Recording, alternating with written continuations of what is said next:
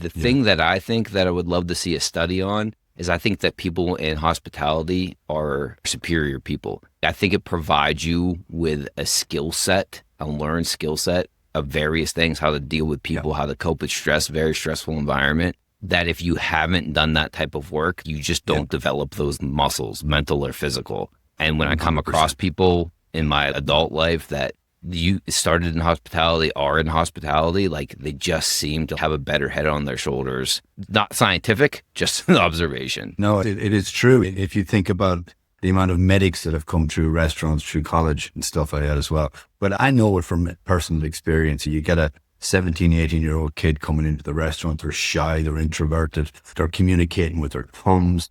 Give them to me for a couple of years and bang, they'll be out there. They have to deal with situations that most kids don't normally have to deal with, and you're on the spot and you got to sort it. So it's good. And I don't know if this is like this in Ireland, but in the U.S., there's things that happen in kitchens or restaurants that aren't acceptable. Like in a working environment, there are things that happen in restaurants between employees, between staff, even between customers, that if that happened in the corporate American environment, everybody would be fired. The whole department would be dismissed. Yeah. Right or wrong, it happened.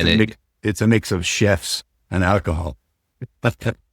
Yes. Not both at the same time, maybe, but it's a funny environment. It really is a funny environment. It is unique. But it's an electric environment. It's hot, it's sharp, it just moves. The buzz, it's incredible. One of the biggest compliments in my life, I think, is I had worked in restaurants through high school, through college, and then early on in my career when I wasn't making as much money as I wanted to, I did it like part-time. And I had this job in a steakhouse, and I just did it like, I think 2 summers for some extra money while I had my full-time job. So I worked Friday, dinner shift, and then I worked all day on Sunday, prep till close.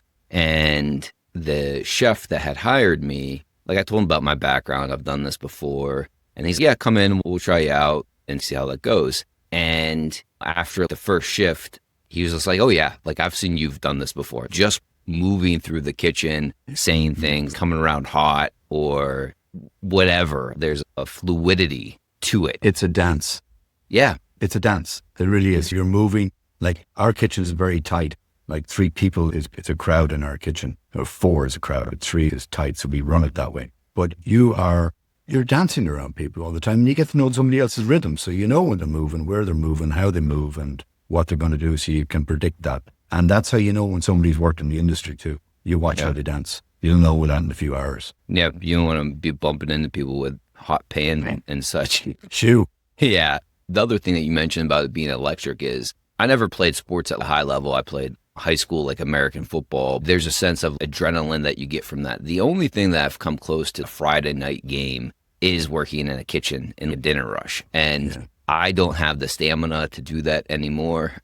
Yeah. But I often say this, that I would love to, for fun, I would volunteer to work in a kitchen occasionally, but I wouldn't. I'm too big of a sissy to commit to doing it full time, because it does give you a buzz. And I don't think I've come across anything in my adult life that gives me that. It's funny, that one. I don't do the pass anymore. I've obviously got people that do it better than me, but I don't do floor much anymore because I'm going into semi-inverted commas retirement, I think. Trying to anyway. I've got a 5-year plan. But the buzz I get at the door when guests leave and thank me for a lovely meal, or a lovely hospitality, or having a lovely evening, that's a great buzz. Yeah. And that's one of the buzzes that I get instilled in my managers. That's so important. If you're not receiving that, you're doing something wrong, and there's no point in doing it.